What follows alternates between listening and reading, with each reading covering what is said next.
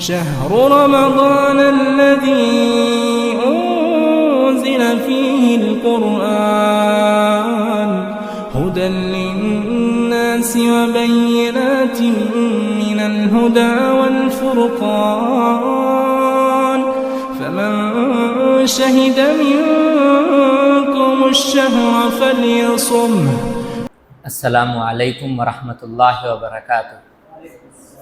الحمدللہ رب العالمین والصلاة والسلام علی رسولہ الامین. اما بعد فاعوذ باللہ من الشیطان الرجیم. بسم اللہ الرحمن الرحیم. قالوا حرقوا وانصروا آلہتکم ان کنتم فاعلین. قلنا یا نار کونی بردا وسلاما علی ابراہیم. آج قیام اللیل میں 2 سورتوں کی تلاوت ہوئی. ایک انبیاء، نبی انبیاء، اور دوسرا سورہ حج. دیکھیے دونوں سورتوں کی جو شروعات ہوئی کہ انبیاء کی شروعات اقترب للناس حسابهم وهم فی غفلۃ معرضون، کہ لوگوں کے لیے حساب کا دن قریب ہے اس حال میں کہ وہ وهم فی غفلۃ معرضون، غفلت میں، ٹال مٹول میں اور دنیا کے چکر میں اس کا اعتراض کر رہے ہیں. اعتراض کرنے کا یہ مطلب نہیں یہاں پر کہ ہم جانتے تو ہیں لیکن عمل کے ناحیے سے ہم اس کا انکار کر رہے ہیں. دیکھیے میرے اور آپ کے اعمال کیسے ہیں قیامت کی روشنی میں، کہ قیامت ایک حقیقت ہے لیکن ہمارے اعمال اس کے گواہی نہیں دیتے ہیں کہ دن گزر رہے ہیں. یہ اللہ کے پاس بہت قریب ہے. اقترب للناس حسابهم، کہ لوگوں کے حساب کا دن قریب ہے، اللہ کے پاس ہے. یہ دوسری آیتوں میں بھی اللہ نے فرمایا انہم یرونہ بعیدا ونراہ قریبا، بے شک وہ اس کو بہت دور سمجھتے ہیں لیکن ہم اس کو بہت قریب سمجھتے ہیں. اللہ کے حساب سے قیامت بہت قریب ہے. کہ الف سنۃ الا، کہ اللہ کے پاس دن 1000 سال بلکہ 50,000 سال کے مقابلے میں ہوتا ہے. یہ ہمارے پاس ہے کہ دن گزر رہے ہیں اور ہم یہ سمجھتے ہیں کہ قیامت ابھی کوسوں دور ہے. اسی لیے اللہ تعالیٰ نے آپ سے 1400 سال پہلے کہا اقترب للناس حسابهم، کہ لوگوں کے لیے حساب کا دن بہت قریب ہے. اسی طرح سورہ حج، اس کی شروعات بھی قیامت کے ذکر سے ہے کہ یا ایھا الناس اتقوا ربکم ان زلزلۃ الساعۃ شیء عظیم، کہ لوگوں ڈرو اس دن سے جس کی پکڑ، جس کا زلزلہ جو آئے گا وہ بہت خطرناک ہے. کیسا خطرناک ہے؟ یوم ترونہا کل مرضعۃ عما ارضعت وتضع کل ذات حمل حملها وترى الناس سکارى وما هم بسکارى، کہ وہاں پر کیا حال ہوگا کہ تم دیکھو گے لوگوں کو کہ خود دودھ پلانے والی عورتیں اپنے بچوں کو تک چھوڑ دیں گی، اور اسی طرح جو حمل والے عورتیں ان کا حمل ضائع ہو جائے گا، اور لوگوں کو تم دیکھو گے کہ وہ نشے کی حالت میں، حالانکہ وہ نشے میں نہیں رہیں گے، سرکردہ ہوں گے کہ اتنا بڑا جو قیامت آ رہا ہے اس کی فکر میں رہیں گے. تو یہ اللہ کے نزدیک بہت قریب ہے، ہمارے پاس ویسا ہے. جیسا کہ معمولی مثال اگر ہم اس کی دیں تو اگر کمپنی میں ہم کام کرتے ہیں تو کمپنی کا جو اونر ہے اس کے لیے مہینہ بہت جلد ختم ہو جاتا ہے، کیونکہ سیلری دینے کا موقع آتا کہ ایک تاریخ بہت جلد آ رہی ہے. وہی دوسری تاریخ اگر ملازمین کو دیکھیں تو وہ انتظار کرتے رہتے، 15 دن ہوئے، 20 دن ہوئے، 25 دن ہوئے، 30 دن ہوئے، آج چل کر ہمیں سیلری ملے گی. کہ ان کا ایک انتظار، ان کے مقابلے میں وہ دن بہت تکلیف اور آرام سے جا رہے ہیں اور اس کے مقابلے میں دن بہت تیزی سے جا رہے ہیں. تو ویسا ہی کچھ معاملہ وہاں بھی ہے کہ ہمارے حساب سے ہم سمجھتے ہیں کہ کوسوں دور ہے، نہیں، اللہ تعالیٰ کہہ رہا ہے اقترب للناس حسابهم، کہ لوگوں کے لیے حساب کا دن بہت قریب ہے. تیاری کرنا ہے، اپنے اعمال کے ذریعے گواہی دینا ہے. کہ ہم زبانی گواہی تو دیتے ہیں، زبانی طور پر مشرکین مکہ بھی بہت سارے کام کرتے تھے، ان کے پاس بھی خوبیاں تھے، وہ بھی وعدہ خلافی نہیں کرتے تھے. احسان اگر کسی کا ہو تو زندگی بھر یاد رکھتے تھے، کسی کا نمک کھایا تو برابر حق ادا کرتے تھے، اگر سکرات میں سمندر کے غوطوں میں پھنس گئے تو وہ بھی اللہ کو یاد رکھتے تھے. تو ہمارا جو اقرار ہونا ہے کلمے کے اقرار کے ساتھ عمل کے ذریعے، والعمل بالجوارح، عمل ہمارے ایسے ہو جو قیامت کے تیاریوں کے لیے ہو، وہاں کے قربت کے لیے ہو اور وہاں کے نیکیوں کے لیے ہو. یہی اللہ تعالی ہم سے چاہتا ہے. اسی لیے یہ دونوں سورتوں کی شروعات بھی اللہ تعالیٰ نے قیامت کے ذکر سے کیا ہے. اور اس میں اللہ تعالیٰ نے سورہ انبیاء میں تقریباً 15 نبیوں کا ذکر کیا. ذکر کرنے کے بعد اللہ تعالیٰ کہتا ہے وَإِنَّ هَذِهِ أُمَّتُكُمْ أُمَّةً وَاحِدَةً وَأَنَا رَبُّكُمْ فَاعْبُدُونِ کہ وَإِنَّ هَذِهِ أُمَّتُكُمْ أُمَّةً وَاحِدَةً کہ تمہاری قوم جو تمہاری امت ہے وہ ایک ہی امت ہے. یعنی اتنے نبیاں جو آئے ہیں، ابراہیم علیہ السلام، موسیٰ علیہ السلام، عیسیٰ علیہ السلام، ذوالکفل علیہ السلام، یونس علیہ السلام، ایوب علیہ السلام، یہ سارے کے جو نبی ہیں، سارے کی جو قوم ہے وہ ایک ہی ہے. اور اس کے بعد کہا رب تمہارا ایک ہی ہے، اسی کی عبادت کرنا ہے. فاعبدون کہ اللہ تعالیٰ نے کہا کہ یہ اختلاف، یہ چیزیں، یہ سب دنیا کے پیداوار ہے. اللہ کے پاس تم سب ایک ہی امت. شرک یہی فرق کرنے والی ہے. ہمارے درمیان جو چیز فرق کرنے والی ہے، اسی لیے آل عمران میں کہا قل تعالوا اتل ما حرم ربکم علیکم کہ اللہ تعالیٰ ان آیتوں میں بھی کہتا ہے کہ آؤ الی کلمۃ سواء بیننا و بینکم الا نعبد الا اللہ ولا نشرک بہ شیئا کہ شرک نہ کرو. تو ہمارے اور تمہارے درمیان کوئی فرق نہیں ہے. انبیاء کو تم بھی مانتے ہو، ہم بھی مانتے. ہمارے اور تمہارے درمیان جو چیز فرق کرنے والی ہے وہ شرک ہے. یہاں شرک سے بچنا ہے، باقی سارے ایک ہیں. ان آیتوں میں یہی مضمون ہے. 3 چیزیں اللہ تعالیٰ ذکر کرتا ہے. ایک، اللہ ایک ہے، اللہ ایک ہے. دوسرا، نبی برحق ہیں، جتنے بھی انبیاء آئے ہیں وہ برحق ہے. اور تیسرا، قیامت برحق ہے. بس یہ 3 اگر میری اور آپ کی زندگی میں آ جائے تو ہمارے اعمال بدل جائیں گے.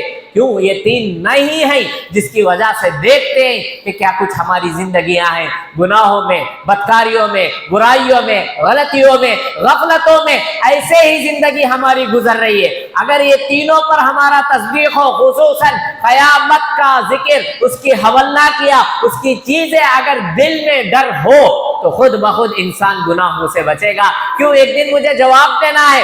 وہ دربار، وہ عدالت، یہ دنیا کی عدالت ہے. یہاں پیسوں سے بچا جا سکتا، عدالت خانے خریدے جا سکتے، وکیلوں کو پیسے کھلائے جا سکتے، جرم چھپایا جا سکتا ہے، پوشیدہ رکھا جا سکتا ہے. لیکن وہ عدالت ایسی ہے جہاں پر کوئی چیز اس سے پوشیدہ نہیں رہے گی. لا یغادر صغیرۃ ولا کبیرۃ الا احصاها کہ چھوٹی چیز ہو یا بڑی چیز ہو انسان سامنے پائے گا. جو غلطی ہو، جو گناہ ہو، جو اچھائی ہو، سب رجسٹر میں موجود رہیں گے. یہ دنیا ہے کہ یہاں جرم چھپانے کی کوشش ہوتی ہے. اس دربار میں جرم چھپانے کی حیثیت اور سوچ بھی نہیں سکتے، اور نفسا نفسی کا عالم رہے گا. کوئی ایک دوسرے کا ساتھ نہیں دے گا، سہارا نہیں بنے گا. یہ دنیا میں سہارا رہیں گے. قیامت کے نازل، قیامت آتے ہی وہ سب ختم ہو جائیں گے. خود اللہ نے کہا آخرت تو دور کی بات، ترونہا تذہل کل مرضعۃ عما ارضعت وتضع کل ذات حمل حملہا کہ عورتیں رحم اور پریگننسی کے درمیان کتنا احتیاط کرتے ہیں، لیکن وہ احتیاط وہاں پر قیامت آتے ہی ختم ہو جائے گا.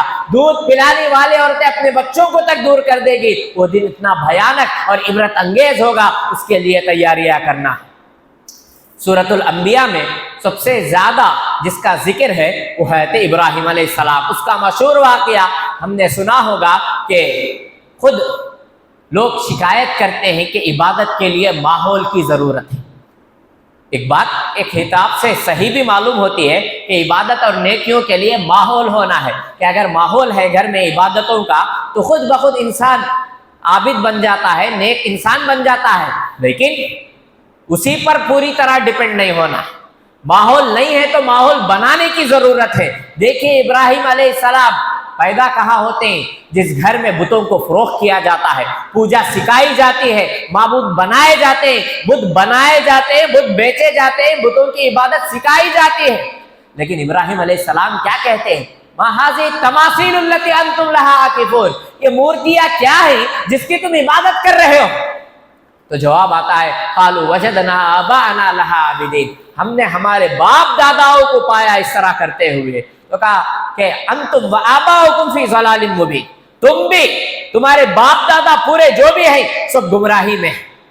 تو لوگ کہتے ہیں قالوا اجئتنا بالحق ام انت من اللاعبین کیا تم ہوش میں ہو؟ کیسی بات کر رہے ہو تم؟ باپ دادا سب عبادت روایت پرمپرا چلی آ رہی ہے، تم ہوش میں بات کر رہے ہو یا مذاق اڑا رہے ہو؟ قالوا اجئتنا بالحق ام انت من اللاعبین تو کہا قال رب السماوات والارض الذي فطرهم وانا على ذلك من الشاهدين تالله لاكيدن اصنامكم بعد ان تولوا مدبرين. تو کہا کہ میں ضرور تمہارے بتوں کے خلاف چال چلوں گا تمہارے جانے کے بعد۔ ابراہیم علیہ السلام دیکھیے ماحول کیسا ملا، باپ خود بت بناتا تھا، بت بیچتا تھا، بتوں کی عبادت سکھایا جاتا تھا، لیکن بیٹے کے اندر سے آئی تڑپ، یہی ہونا ہے کہ مجھے ڈر ہے دل زندہ تو نہ مر جائے، کہ زندگانی عبارت ہے تیرا زندہ رہنے سے، اصل زندگی دل کی زندگی، اگر یہ زندہ ہے خود بخود ساری چیزیں زندہ ہیں، اگر یہ مردہ ہے تو پھر کوئی فائدہ نہیں ہے۔ اسی لیے دلوں کی جو زندگی ہے وہ ذکر و اذکار سے، الا بذکر اللہ تطمئن القلوب، اللہ تعالیٰ نے کہا کہ اس کو زندہ رکھنا ہے۔ یہاں ابراہیم علیہ السلام سوال کرتے اور کہتے ہیں کہ میں ضرور چال چلوں گا۔ ابراہیم علیہ السلام کے 3 توریے استعمال ہوتے ہیں، جھوٹ نہیں کہہ سکتے، توریہ کہہ سکتے۔ توریہ کا مطلب ایسی بات کہنا جو بظاہر اس کو صحیح لگے لیکن حقیقت ایسی رہتی توریے میں کہ جھوٹ تو نہیں دکھتا، جو بولنے والا ہے وہ اس انداز سے بولے کہ سامنے والے کو وہ صحیح لگے اور اس کے حساب سے بھی وہ جھوٹ نہ ہو، حالات کے حساب سے توریہ کہتے ہیں۔ جیسے ہم بھی بنا لیتے ہیں کہ کھانا کھا لیا کیا، تو بس الحمدللہ اللہ کا فضل ہے، اب کھایا نہیں کھایا بیچارہ بولیں اللہ کا شکر ادا کر دیا، تو جواب ایسا ہو اس کو توریہ کہتے ہیں کہ حقیقت بھی نہیں، جھوٹ بھی نہیں، سچ کیا ہے وہ بھی نہیں، جھوٹ اس کو بھی جھوٹ بھی نہیں بول سکتے ہیں، کہ ایسے ہی جواب 3 مرتبہ ابراہیم علیہ السلام دیتے ہیں۔ ایک، جب ظالم بادشاہ ہے اس کے سامنے اس کا کام یہ تھا کہ وہ عورتوں کے ساتھ بدکاری کرنا چاہتا تھا، تو حضرت ابراہیم علیہ السلام نے کہا یہ میری بہن ہے، حقیقت میں وہ ان کی خالہ زاد یا چچے زاد بہن ہی تھی۔ ایک دوسرا توریہ، تو یہ سچ ہے، جھوٹ تو نہیں ہے یہ بات ابراہیم علیہ السلام۔ دوسری، قال انی سقیم، جب کہا کہ وہاں عید کا دن تھا یا کوئی معبود یا کوئی تہوار تھا، لوگ جا رہے تھے باہر کہیں، تو سب نے بلایا، آذر نے بلایا ابراہیم علیہ السلام، تو کہا میں بیمار ہوں۔ وہ بھی صحیح تھے، بیمار کیسے تھے؟ وہ دل کی بیماریوں مبتلا تھے کہ لوگوں کی یہ بتوں کی جو عبادتیں ہو رہی ہیں، یہ جو گناہوں کی کثرت ہے، اس کی وجہ سے دل کی بیماریوں مبتلا تھے، اسی وجہ سے کہا قال انی سقیم، قال انی مریض نہیں ہے لفظ، مریض کا مطلب ہے ظاہری بیماری، سقیم کا مطلب ہے دل کی بیماری، کہ مجھے تکلیف ہو رہی ہے بتوں کی عبادت سے، یہ گناہوں سے، اللہ کو چھوڑ کر غیر اللہ کی پوجا پاٹ وغیرہ کی جا رہی ہے۔ قال انی سقیم، تو لوگ چھوڑ کر چلے گئے، تو کیا کیا؟ موقع کو غنیمت جانا کہ اب میں سکھاؤں گا، اب میں لوگوں کو سکھاؤں گا کہ حقیقت کیا ہے، اور یہ تمہارے جو بنائے ہوئے بت ہیں یہ کیا کر سکتے ہیں؟ کچھ نہیں کر سکتے۔ فجعلهم جذاذا الا كبيرا لهم لعلهم اليه يرجعون، کیا کیا؟ کلہاڑی لیا اور سب بتوں کو مارا توڑا۔ مورخین بہت کچھ لکھتے ہیں، کسی کا ہاتھ، کسی کا پیر، کسی کا گردن، کسی کا منہ، سب جیسا جیسا ہو ویسا ویسا توڑتے گئے۔ بڑے جو بھی وہاں کی مندر تھی اس وقت کی پوری طرح توڑ دیا۔ توڑ کر کیا کیا؟ اللہ کبیر لہم لعلہم الیہ یرجعون، بڑے بت کے اس میں رکھ دیا تلوار، شاید کہ لوگ اس طرف لوٹ جائے۔ اب جیسے ہی لوگ اپنے تہوار سے واپس آئے، دیکھا عبادت کرنے گئے تھے، کیا حال ہے؟ پوری طرح برباد ہے ان کا مندر، کہ فجعلهم جذاذا الا كبيرا لهم لعلهم اليه يرجعون قالوا من فعل هذا بآلهتنا انه لمن الظالمين، کس نے کیا یہ ہمارے معبودوں کے ساتھ؟ وہ تو بڑا ظالم معلوم ہو رہا ہے کہ اتنا بڑا کام، پورے بت ٹوٹے پڑے ہیں۔ تو ان کے معبود، ان کے لحظر میں ان کے معبود تھے وہ، تو لوگ کہہ رہے تھے قالوا سمعنا فتى يذكرهم يقال له ابراہیم، تو ان لوگوں نے کہا ہم نے سنا ایک نوجوان کو جو بتوں کے بارے میں بلا بلا کہتا تھا۔ کہا ابراہیم علیہ السلام نے تاللہ لاکیدن اصنامکم، میں ضرور ان بتوں کے خلاف چال چلوں گا۔ تو یاد آ گئی وہ چیز، ایک نوجوان کو ہم نے بتوں کے بارے میں بہت برا بلا کہتے ہوئے کہا ہے۔ فتى يذكرهم يقال له ابراہیم قالوا فأتوا بها على أعين الناس لعلهم يشهدون، لاؤ اس کو لوگوں کے سامنے، دیکھا جائے گا، گواہی لی جائے گی، پوچھا جائے گا۔ کہا قالوا أنت فعلت هذا بآلهتنا يا ابراہیم، کیا تم نے کیا اس طرح تمہارے معبودوں، ہمارے معبودوں کے ساتھ تم نے کیا اس طرح؟ قالوا انت فعلت هذا بآلهتنا یا ابراہیم، تو ابراہیم علیہ السلام نے کہا قال بل فعله كبيرهم هذا فاسألوهم ان كانوا ينطقون، بلکہ کیا ہے اس کو ان کے بڑے نے، پوچھو اس سے اگر وہ بولے۔ تلوار کس کے گردن میں ہے؟ میرے گردن میں ہے، بت ٹوٹے پڑے ہیں، وہ ایک بچا ہوا ہے، تلوار اس کے گردن میں لٹک رہی ہے، اور تم مجھ سے پوچھ رہے ہو۔ کبیرہم ھذا فاسألوا، تمہارا اس کے بڑا ہے، پوچھو اس سے ان کانوا ینطقون۔ فرجعوا الی انفسہم فقالوا انکم انتم الظالمون، تو اپنے آپ میں سوچنے لگے، ثم نکسوا علی رؤوسہم، پھر ایک دوسرے کو دیکھنے لگے. یہی کچھ ہوتا ہے برائی کے بعد، کون کرے کیا کرے، ڈھنڈورا ادھر ادھر، وہی کچھ کرنے لگے. اس کے بعد انہوں نے کہا کہ جیسے ہی معلوم ہو گیا کہ وہ کہاں سے توڑ سکتا ہے، بڑا بت کیسا توڑ سکتا، وہ حفاظت تو نہیں کر سکتا، اسے ہاتھ پیر تو نہیں چلتے. تو ابراہیم علیہ السلام نے حکمت کے تحت کیا. ثم نکسوا علی رؤوسہم لقد علمت ما هؤلاء ينطقون، تم تو جانتے ہو کہ وہ بول نہیں سکتا، پوچھو اس سے کہ وہ بول ہی نہیں سکتا. قال فتعبدون من دون الله ما لا ينفعكم شيئا ولا يضركم اف لكم ولما تعبدون من دون الله. تو موقع غنیمت جانا ابراہیم علیہ السلام نے، ارے تم ایسوں کی عبادت کرتے ہو جو نہ نفع پہنچاتے ہیں نہ نقصان پہنچاتے ہیں. جو بندہ جو کہ خود کی حفاظت نہیں کرا، خود کے معبودوں کی حفاظت نہیں کرا، وہ تمہارا کیا نفع پہنچائے گا، وہ تمہارے نقصان سے کیا بچاؤ کرے گا. یہ تو تمہاری ہے، تمہاری سوچ کہاں گئی، اف لکم، تم پر افسوس ہے تم پر، ولما تعبدون، اور جس کی تم عبادت کرتے ہو وہ خود کی حفاظت نہیں کر پا رہے تو تم لوگوں کی کیا حفاظت کرو گے. لیکن قوم کا جواب کیا تھا، بھپرا ہوا. قالوا حرقوا وانصروا آلہتکم ان کنتم فاعلین. قوم خود مغلوب ہو گئی، جواب دے رہی ہے کہ جلا دو اس کو اور معبودوں کی مدد کرو. کیوں؟ وہ خود تو مدد نہیں کر سکتے معبودان باطلہ، تم مدد کرو ان کی، تم جلاؤ اس کو اور مدد کرو. بول رہے ہیں کیونکہ جواب صحیح ہے ان کا. کیوں؟ وہ خود نہیں کر سکتے کچھ بھی، انہوں خود کے اوپر ایک مچھر مکھی وغیرہ وہ تک نہیں ہو سکتا ہے، تو اتنی بڑی چیز کہاں سے ہو سکتی ہے ان سے. تو کہا ٹھیک ہے. قالوا حرقوا وانصروا آلہتکم ان کنتم فاعلین. قلنا یا نار کونی بردا وسلاما علی ابراہیم. تو اللہ تعالیٰ نے بھی کیا کہا، جیسے ہی ہوا آگ میں ڈالا جا رہا ہے، نہ ڈرے نہ سہمے نہ پیچھے ہٹے، بھروسہ ہے مکمل اللہ تعالیٰ پر. تو کہا جاتا ہے، حکم ہوتا ہے آگ کو، قلنا یا نار کونی، اے آگ تو ہو جا بردا وسلاما علی ابراہیم، ٹھنڈی اور سلامتی والی ابراہیم علیہ السلام پر. صرف ٹھنڈی نہیں کہا اللہ تعالیٰ نے، ٹھنڈی ہے تو ٹھنڈ سے بھی، کیونکہ کئی دنوں میں مورخین بہت کچھ لکھتے ہیں کہ 40 دن 50 دن نہ جانے کتنے دن سے آگ جلائی گئی ہے ان کو جلانے کے لیے. تو کہا صرف ٹھنڈی نہیں، ٹھنڈی کے ساتھ سلامتی والی، تاکہ ابراہیم علیہ السلام کو ٹھنڈ کی بھی تکلیف نہ ہو. اللہ تعالیٰ دیکھو کتنی حکمت سے اللہ تعالیٰ نے اس کو کہا ہے. اور یہ معجزہ دیکھ کر بھی وہ لوگ ایمان نہیں لائے. لیکن اللہ تعالیٰ نے اس آزمائش کے بعد بھی بہت دعائیں قبول کیا. وَوَهَبْنَا لَهُ إِسْحَاقَ وَيَعْقُوبَ نَافِلَةً وَكُلًّا جَعَلْنَا صَالِحِينَ. دعا کرے اللہ تعالیٰ سے ابراہیم علیہ السلام نے اولاد کی، ایک نہیں مزید دیا اور کہا نسلیں ہوں گی، کہ خود یعقوب علیہ السلام کو اللہ تعالیٰ دیا، ادھر اسماعیل علیہ السلام کو دیا، پھر یعقوب علیہ السلام سے مزید اسحاق کے بھی اللہ تعالیٰ نے ابراہیم علیہ السلام کو خوشخبری دی کہ وہ سارے نیک بندے ہوں گے. یہ ہوتی ہے قربانی دینے کے بعد جو دعائیں ہیں وہ بہت قبول اور تاثیر رکھتی ہیں. یہاں یہی ہوا کہ ابراہیم علیہ السلام کی جو بھی دعائیں تھے اللہ تعالیٰ نے قبول کیا. اس سے پہلے بھی دعاؤں کا ذکر ہے کہ نماز کے اقامت کے لیے ابراہیم علیہ السلام نے دعا کی تھی. یہاں بھی یہی کہ اللہ تعالیٰ یہ قربانیاں تھیں ابراہیم علیہ السلام کی، بڑھاپے میں اللہ تعالیٰ نے اولاد دیا. اس کے بعد سورۃ الانبیاء میں 3 دعائیں ہیں، بڑی بابرکت دعائیں ہیں. ہم میں سے ہر ایک کو یہ دعائیں یاد رکھنا، حالات کیسے بھی ہوں یہ دعائیں بہت کام آتے ہیں. قرآنی دعائیں ہیں، انبیاء کی دعائیں ہیں. پہلی دعا ایوب علیہ السلام کہ رب انی مسنی الضر وانت ارحم الراحمین، کہ دعا تو ایسی آتی ہے رب انی مسنی الضر وانت ارحم الراحمین، لیکن قرآنی جملہ ہے وایوب اذ نادى ربہ انی مسنی الضر وانت ارحم الراحمین. مورخین لکھتے ہیں کہ 18 سال انہیں تکلیف تھی، پورے جسم میں بیماری تھی، بہت سخت بیماری، ایسی بیماری کہ سارے خاندان رشتہ دار دوست و احباب سب چھوڑ کر چلے گئے تھے سوائے ایک بیوی کے، وہ ان کے ساتھ تھی. پتہ نہیں تاریخ لکھنے والے اتنے لکھتے ہیں کہ 10 سے 18 سال حضرت ایوب علیہ السلام اس بیماری میں تھے. دعا کرتے ہیں رب انی مسنی الضر وانت ارحم الراحمین. یہ نہیں کہ تکلیف تو نے مجھے دی، نہیں، مجھے تکلیف پہنچی ہے.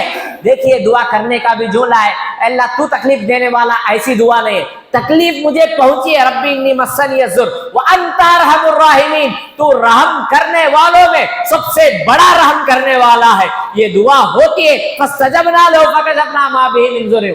وآتیناہ، کہ جیسے ہی دعا ہوئی تو اللہ تعالیٰ کہتا ہے کہ ہم نے اس کی دعا قبول کی اور اس کی تکلیف کو دور کیا، پھر خاندان، اہل، اولاد، دولت، مال سب کچھ اللہ تعالیٰ نے دوبارہ ایوب علیہ السلام کو عطا کیا۔ آزمائش تھی، آزمائش میں دیکھا، پرکھا، امتحان میں کامیاب ہوئے تو سب کچھ خاندان دیا، اسباب دیا، مال، دولت سب کچھ اللہ تعالیٰ نے دوبارہ لوٹایا ہے۔ قرآن کہتا ہے یہ ہوئی پہلی دعا کہ رب انی مسنی الضر وانت ارحم الراحمین۔ دوسری دعا ہے یونس علیہ السلام کی، جب وہ جلد بازی میں یونس علیہ السلام چلے گئے کہ قوم کو چھوڑ کر عذاب آنے سے پہلے عذاب کی بد دعا کر تو خود بخود ایک مچھلی کے منہ میں چلے گئے۔ لَلَبِثَ فِي بَطْنِهِ إِلَىٰ يَوْمِ يُبْعَثُونَ فَنَبَذْنَاهُ بِالْعَرَاءِ وَهُوَ سَقِيمٌ، کہ لولا انہ کان من المسبحین، تسبیح کرتے ہیں۔ کیا تسبیح ہے، کیا دعا ہے؟ دوسری دعا لا الہ الا انت سبحانک انی کنت من الظالمین، کہ جلد بازی میں گئے تو قرآن کہتا ہے کہ اگر وہ یہ دعا نہ کرتے تو قیامت کے دن اللہ تعالیٰ انہیں مچھلی کے منہ سے نکالتا۔ دیکھیے کتنی بڑی بات، لَلَبِثَ فِي بَطْنِهِ إِلَىٰ يَوْمِ يُبْعَثُونَ فَلَوْلَا أَنَّهُ كَانَ مِنَ الْمُسَبِّحِينَ، اگر وہ اس طرح کی تسبیح بیان نہ کرتے تو قیامت تک اللہ تعالیٰ انہیں مچھلی کے پیٹ سے نکالتا۔ سورہ صافات کی آیت ہے۔ تو کہا لا الہ الا انت سبحانک انی کنت من الظالمین، یہ دعا ہے کہ اے اللہ تیری ذات پاک ہے، میں خود غلطی کرنے والوں میں سے ہوں۔ یہ ہے دوسری دعا حضرت یونس علیہ السلام کی، یہی دعا تھی، اللہ نے سنا فاستجبنا لہ وکشفنا، کہ اللہ تعالیٰ نے فوراً دعا سنا اور انہیں نجات بھی دی۔ اس کے بعد تیسری دعا زکریا علیہ السلام کی، وزکریا اذ نادى ربہ رب لا تذرنی فردا وانت خیر الوارثین، کہ زکریا علیہ السلام عمر کے بڑھاپے میں ہیں، بڑھاپے میں، جوانی ادھیڑ عمر میں نہیں، بڑھاپے میں دعا کرتے رب لا تذرنی فردا وانت خیر الوارثین، اے اللہ تو مجھے تنہا مت چھوڑ، باج مت چھوڑ، اکیلا مت چھوڑ، تو ہی بہترین وارث دینے والا ہے، تو ہی بہترین اولاد دینے والا ہے۔ یہ دعا اولاد کے لیے بڑھاپے میں، ارذل عمر میں حضرت زکریا علیہ السلام طلب کرتے رب لا تذرنی فرد وانت خیر الوارثین، فاستجبنا لہ ووہبنا لہ یحییٰ واصلحنا لہ زوجہ۔ اللہ کے لیے کوئی بعید نہیں ہے یہ سب چیزیں، ہم سوچتے ہیں، ہم کیا کرتے ہیں، ظاہری حالات کو دیکھ کر ڈسکس کرتے ہیں کہ یہ ہو سکتا ہے، یہ ہو سکتا ہے، یہ ہو سکتا ہے، یہ ہو سکتا ہے۔ ارے اللہ کی ذات وہ ہے جو بے ماڈل کے اس دنیا کو قائم کیا ہے اور دنیا کی حالت اس کے پاس ایک مچھر کے پر کے برابر بھی نہیں ہے، تو میری اور آپ کی کیا حیثیت؟ دعا کرنا ہماری ذمہ داری ہے، دینے کا کام اللہ تعالیٰ کا ہے، کیسے دے گا، کب دے گا، کیسے حالات پیدا کرے گا، یہ اللہ تعالیٰ کے پاس ہے۔ تو یہی دعا کی زکریا علیہ السلام، جیسا کہ اس سے پہلے مریم علیہ السلام کے اس میں کہ مریم کے پاس علیہ السلام کے پاس جو پھل تھے کہ بن موسم کے پھل کو دیکھ کر دعا کیا کہ جو رب جو بن موسم پھل دیتا ہے وہ بن شخص کے، بن حالات کے، بن ایام کے، اگرچہ کہ میری بیوی بانجھ ہے، اگرچہ کہ میں بوڑھا ہوں، اللہ چاہے تو دے سکتا ہے، دیا۔ فاستجبنا لہ ووہبنا لہ یحییٰ، کہ ہم نے اس کی دعا قبول کی، ہم نے اسے یحییٰ عطا کیا۔ یحییٰ نہ صرف یہ کہ پیدا ہوئے بلکہ نبی تک بنائے گئے، کہ حصورا ونبیا من الصالحین قرآن کے الفاظ ہے۔ یہ تین دعائیں ہیں کہ ہم میں سے ہر ایک کو رب انی مسنی الضر وانت ارحم الراحمین، لا الہ الا انت سبحانک انی کنت من الظالمین، رب لا تذرنی فردا وانت خیر الوارثین۔ اس کے بعد ایک اور دعا، مختصر دعا، بچے کو یہ دعا یاد رہتی ہے سورہ طٰہٰ میں کہ رب زدنی علما۔ یہ دعا ہم بچوں کو سکھاتے ہیں لیکن ہم میں سے ہر ایک کو یہ دعا کرتے رہنا ہے۔ کیوں؟ کیونکہ 50 سال کی عمر میں یہ دعا آپ صلی اللہ علیہ وسلم کو سکھلائی گئی، بچپن میں نہیں، 50 سال کی عمر میں علم کے لیے دعا ہونا ہے، اور علم کے لیے عمر کی کوئی قید نہیں، کسی بھی مرحلے میں علم حاصل کر سکتے ہیں، شوق کی ضرورت ہے۔ رب زدنی علما، ہم نے آج علم کی تفریق کر رکھی ہے کہ دینی علم ہے، دنیاوی علم ہے، اللہ کے پاس کسی اور قسم کی تفریق ہے کہ علم نافع، علم ظاہر، یعنی اچھا علم، برا علم۔ اچھا علم جو بھی آپ کو اللہ کے قریب کرے، نیکیوں کی طرف آمدہ کرے، وہ چاہے کالج کا علم ہو، حساب کا ہو، ٹیکنالوجی کا ہو، بایو ہو، کیمسٹری ہو، کچھ بھی ہو، جس چیز سے آپ کو خدا یاد آئے وہ علم نافع ہے، اور جو چیز یا جو علم آپ کو اللہ سے دور کرے وہ علم ذات ہے۔ یہی تفریق ہے اللہ کے پاس۔ علم کی دو قسمیں، یہ ہم نے آج کے حساب سے دینی علم ہے، دنیاوی علم ہے، اس طرح فرق کیا ہے۔ خلافت راشدہ اور اسی طرح جو اسلاف کا پہلا دور ہے اس میں بھی علم کی کوئی تفریق نہیں تھی. بڑے بڑے سائنسدان مسلم سائنسدان گزرے جنہوں نے دنیا کو بے شمار تحقیقوں سے نوازا ہے. ہم نے آج تفریق کر دیے جس کا نتیجہ بھی ہم دیکھ رہے ہیں کہ بیکورڈ سے بھی پیچھے علوم و فنون میں مسلمانوں کا نام آتا ہے. کوشش ہونا ہے اس دعا کے ذریعے کہ علوم کا انقلاب انفجار علوم قرآن ہے تو ہم اس پر حاصل کریں, ایسا اصول حاصل کریں اور علوم و فنون میں آگے بڑھیں. آخری ایک بات کہہ کر میں اپنی بات ختم کرتا ہوں کہ سورہ حج کے مضامین بڑے عبرت انگیز ہے. اس میں غزوہ بدر کا ذکر ہے, غزوہ بدر کا کہ ہذان خصمان اختصموا فی ربہم والذین کفروا قطعت لهم ثیاب من نار یصب من فوق رؤوس الحمیم. کہ دیکھیے کہ آپ صلی اللہ علیہ وسلم اور مسلمانوں کا لشکر کتنا تھا, 313 جنگ بدر, اور وہ بھی اذن للذین یقاتلون بانہم ظلموا, کہ تمہیں قتل کی یا جہاد کی اجازت دی جا رہی اس وجہ سے کہ تم ظلم برداشت کیے.